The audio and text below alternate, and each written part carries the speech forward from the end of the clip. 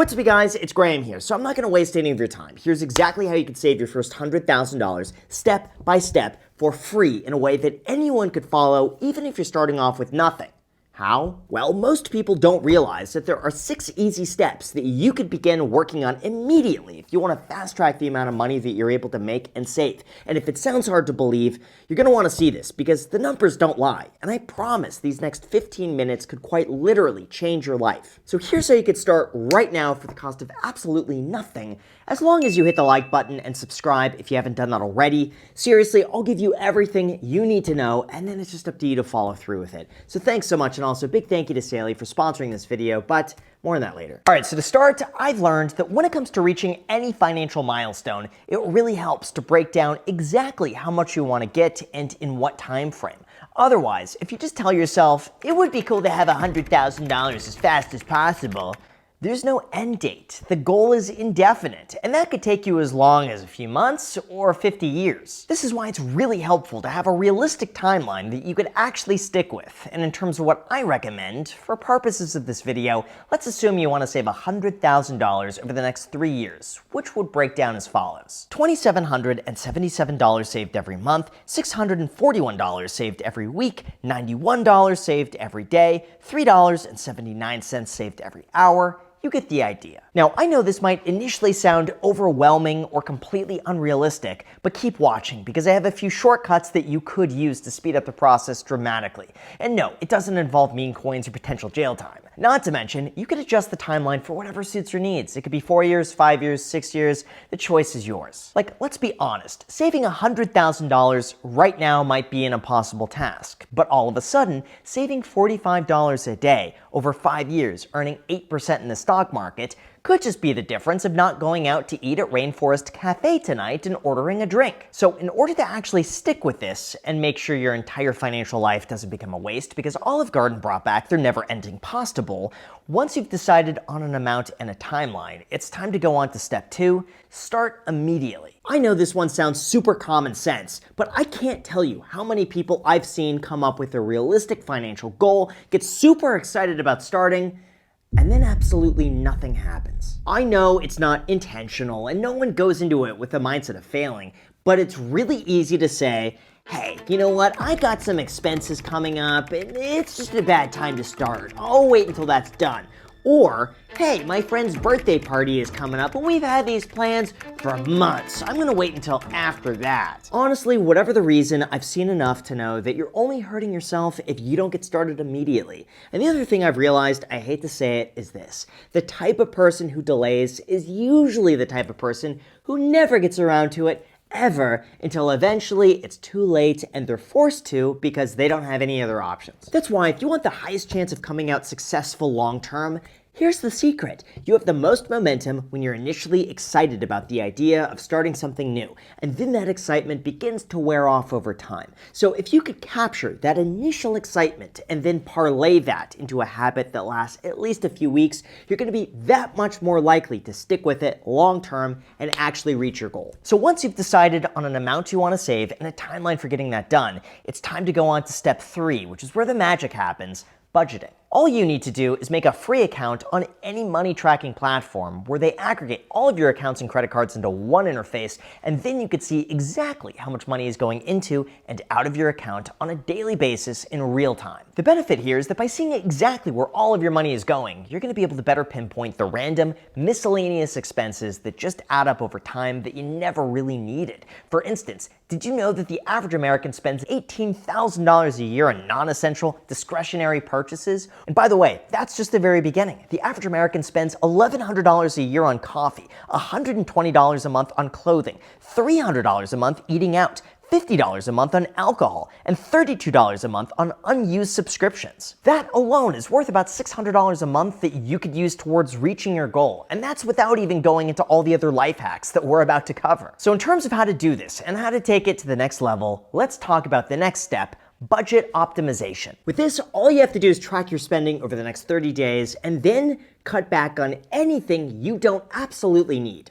That's it. In terms of what to look for, one study found that 10 items were the easiest to cut back on, and that would be eating out, alcohol, credit card interest, clothes, electricity, cigarettes, heating or air conditioning, unreturned items, convenience, and the lottery. Just think about that. Almost all of those items are purely discretionary in areas that you directly control, like making food at home instead of going to Nobu. Don't order a drink. Or instead buy it from the grocery store at 1/4 the cost and then just sneak it through with a Gatorade bottle. Make sure not to pay interest on your credit cards so that you don't give money to American Express. All of these little things quickly begin to add up, and pretty soon you're able to save hundreds of dollars a month without giving it much thought. However, at the same time, I get it. You have to live life too. And what fun is human existence if you can't go to eat with your friends every now and then? So if you don't want to cut back, but you still want to save money, then I highly recommend you try out the strategy that I like to call, how could I get the same thing, but cheaper? Take car insurance, for example. Be honest, when's the last time you shopped around? With maybe 30 minutes worth of work, I guarantee that you could find almost identical coverage for the exact same policy at a lower price. From there, take a look at your internet and cell phone bill. Again, there are so many ways you could start saving money here, and I'll give you a recent example. A few months ago, I traveled out of the country and my cell phone carrier literally wanted me to upgrade my entire plan at over $100 a month to be able to include international data. So instead, I used the sponsor of today's video, Saley, downloaded their eSIM in less than a minute, and was able to use high-speed data for a fraction of the price. I guess if that sounds confusing, basically all you need to know is this. Most cell phone carriers will limit usage or charge you a premium anytime you travel out of the country. But one way around this is by using a virtual eSIM, which provides you with an internet connection wherever you go, and without having to stand in line to get a physical SIM card. All you have to do is download the Saley app, select which country you're visiting, pick a plan in over 180 countries that best fits your needs, and in less than a minute you're done and you've saved a lot of money. Even better, but you only need to install an eSIM once. This allows you to travel freely without having to install a new eSIM for every single country. Plus, all Saley eSIM plans are compatible for both Android and iOS devices. They have 24/7 support, and you could get a full refund if your device is not eSIM compatible. So if you're planning on traveling and you'd like to potentially save a lot of money, you could get an exclusive 15% discount on Saley data plans when you go to saley.com/Graham and use the code Graham at checkout. Or the link is down below in the description to get started today. Enjoy. Anyway, you could apply this thinking towards anything that you plan on spending money on, and sometimes just calling and asking for a discount is enough to start seeing some pretty substantial savings. Like, just call your internet and see if they'll give you a discount or a promotion on services. Go and use credit card sign-up bonuses to pay for free flights instead of you paying for it outright yourself in cash. The options are limitless. Now, separate from that, it's also incredibly important to realize that when it comes to saving money, that's probably going to have the highest ROI from just about anything we talk about in this video, even more so than earning more money. Let me explain. Anytime you go and make an extra dollar, you're going to have expenses with that dollar, like travel to and from work, wear and tear on your car, insurance, gas, and then most importantly, taxes, which means at the end of the day, you probably only have about 75 cents left over. To put that in context, if you were to go and spend $50 at a restaurant tonight, you'd have to go and make $67 before tax to be able to pay for it. But if instead you skip the meal entirely, you'll have $50 left over in your pocket to do with whatever you want with money you already have. Although this is really just the very beginning, because there's another money-saving strategy that people really like, and it works incredibly well. And that's what's known as paying yourself first. See, normally, most people get in the habit of receiving a paycheck, spending some of that towards bills, allocating a little towards fun, and then saving whatever is left over, if there is anything, and it's a bit like an afterthought. But paying yourself first flips this around entirely. Instead of spending and saving what's left over, you take an automatic amount off the top to save and invest, and then you're free to spend whatever is left over after that. Now, even though this strategy won't work if you're barely making enough to stay afloat on basic necessities, it will work if you're in the habit of spending whatever money is left over because it's available. And for most people, I have a feeling this will have a significantly higher ROI than just about anything else we could talk about in the video. Why? Well, when you really get down to it, most people in America don't have an income problem, they have a spending problem. And that's evidenced by the fact that 35% of people making $50,000 a year are living paycheck to paycheck. But that's not the surprising part. Guess how many people are living paycheck to paycheck making $200,000 a year? Seriously, if it's 35% at $50,000 a year, surely somebody making 4 times more has to be a lot less, right? Wrong. A recent study found that the same 35% of people making $200,000 a year also live paycheck to paycheck, and the most likely income bracket to live paycheck to paycheck makes $100,000 a year at 51%. This means for most people, their expenses simply go up as they make more money, and the savings rate doesn't change. The person making $50,000 spends $50,000. The person making $100,000 spends $100,000. The person making $200,000 spends $200,000. They keep spending more and have to earn more just to be able to spend more. This is what's known as lifestyle inflation, and it sneaks up very quickly if you don't make a constant effort to consistently save the difference. So automate your savings, have it moved out before you even have a chance to think about it, regardless of how much money you make, and now you're gonna have a lot more money left over every single month. All right, so now that we got that out of the way, there are 6 more strategies that you could use to begin saving up to $100,000 over these next few years. And the first is housing. According to the Consumer Expenditure Survey, housing takes up the largest portion of the average budget. So if you could find a way to reduce this, you're set. I know this one is easier said than done, but perhaps you'd be able to rent out an extra bedroom that you're not using for $800 a month, or maybe ask your landlord for a reduction in rent if you renewed your lease, or maybe when your lease is up, you could move to a less expensive area. If you own a home, like I mentioned earlier, look into shopping around your home insurance rates. You could also contest your property tax valuation if you think the value is a bit too high. Don't turn down your AC as much. Lower your water consumption. There are plenty of options here that should be able to save you at least $20 a day extra. The second way to save money is through transportation. Did you realize the average car payment these days is $756 a month?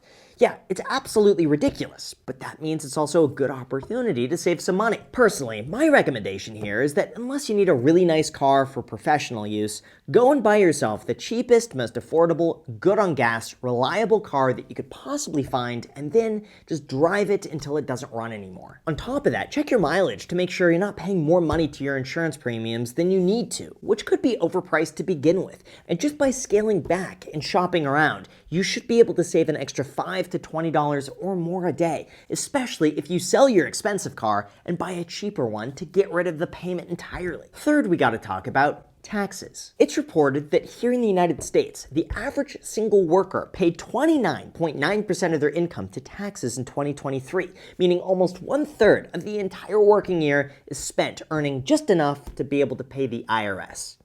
That's depressing. This means it's more important than ever to at least have a basic understanding of how the tax code works and what's designed to help you keep the most money back in your account as possible. From my experience, hiring a good accountant who knows what they're doing could easily be the best money ever spent. And in those cases, you could save an extra few hundred to few $1,000s every single month, depending on how much money you're making. Fourth, we have food. One study found that the average person spends $6,600 a year in this category, or $550 a month, and $300 a month of that is eating out. Now, I'm not just going to sit here from behind a screen and berate you for spending money at restaurants, even though that would be a good thing to do, but instead I'm going to take a more reasonable approach. If you're dining out, eating out at a restaurant, or getting food delivery, at least don't do that out of laziness. Like if you go and buy a $20 meal from work every day because you don't feel like going and bringing food from home, stop doing that. That's a huge money waster. But if your idea of a good time is going out once a week with friends or family, then by all means, do it if you budget for it. By doing this, even if you're able to save just an extra $5 a day, that'll quickly begin to add up and those habits will begin to form elsewhere. Now, fifth, we gotta talk about debt repayment. It's said that the average credit card balance was $7,236 in 2024, and at an average interest rate of 24.26%, that's $146 a month wasted with money that just goes straight to the credit card companies. So instead, take the approach of cutting back as much as you can and then taking that extra money and paying down the credit card with the highest interest rate first. Once the debt's paid off, you'll have the entire amount left over to invest in whatever you want. But until you get to that point, paying down debt should be your #1 priority, especially if it's costing you 24% a year. And finally, 6, we have apparel. Look, Americans are spending on average $133 a month on clothing. If this sounds like you, I would go and look at your closet and realistically determine how many of those clothes do you actually still wear. If I were you, I'd probably guess that you have the same few things that you end up wearing 90% of the time and everything else just sits there. That means you probably don't need to shop as much as you do, and if anything, it's worth it to cut back substantially. So just right there, you would be able to save an average of $43 to $150 a day based on your current spending, income, and tax bracket, just by budgeting, cutting back, and being very cognizant in your spending. But what if I told you, in addition to this, there's another way that you could start saving a lot of money? Well, thankfully, there is, by increasing your income. Now, even though some people might recommend side hustles, I'm in the belief that your best opportunity today, right now, is by taking on additional work at your existing job. See if you could work additional hours, take on more responsibility, vie for a job promotion, negotiate your current salary, add value to the company. All of these are fantastic options to increase your income without even switching jobs. Now, of course, not everybody wants to work more hours and take on more responsibility, which is why, second, the next best opportunity is by switching jobs. In fact, it's found that job hoppers make an average 35% more money over 3 years. So if you're making $60,000 a year now, there's a scenario out there where you could be making $81,000 over the next few years and saving the difference. And lastly, you could always look at a part-time job on the side. This doesn't need to be glamorous, it doesn't have to pay you an exorbitant amount, but if you have some free time after hours, evenings, weekends, or nights, it could be worth it to see what's available in your area. Even if you're able to earn $15 an hour after tax, it would just take an average of 2 hours a day every single week to be able to put away an extra $10,000 a year for doing nothing differently. And I promise, as you begin to get more skilled, you should be able to make substantially more than this over time. And finally, in terms of actually saving $100,000, there's one more trick that speeds up the process a lot, and that is by investing. Even though I'll be the first to admit that short-term returns are fairly unpredictable, historically, the S&P 500 has averaged 8% over the last 100 years, which means if you want to save $100,000 over 3 years, that'll require $2,450 a month invested for the next 36 months, and there you go, $100,000. However, if you push your time frame to 4 years, theoretically, you could reach that with $1,716 a month or $57 a day. At 5 years, it'll take you $1,368 a month or $48 a day. And at 6 years, just $1,058 a month or $35 a day will help you reach that goal. From there, if you're able to save the goal of $100,000 saved, as Charlie Munger says, your net worth will begin to explode as your investment returns compound and begin to grow without you doing any further work. Like, just consider that $100,000 invested, earning an average of 8% over 30 years, will turn into $1 million. Yes, I know this might be difficult to stick with, it's not meant to be easy, but it is meant to be possible. And the entire point is that a lot of these steps start small and begin to build, as long as you begin today. And hit the like button and subscribe if you haven't done that already. So thank you so much for watching, and again, big thank you to Saley for sponsoring this video. Their information is down below in the description. I really appreciate it. Hope this helps, and until next time.